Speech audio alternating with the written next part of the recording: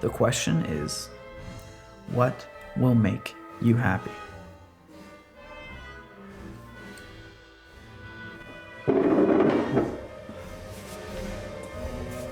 What am I supposed to say to that? I'm not gonna keep speaking for you. Can't keep doing this forever. I'm not fucking Sisyphus.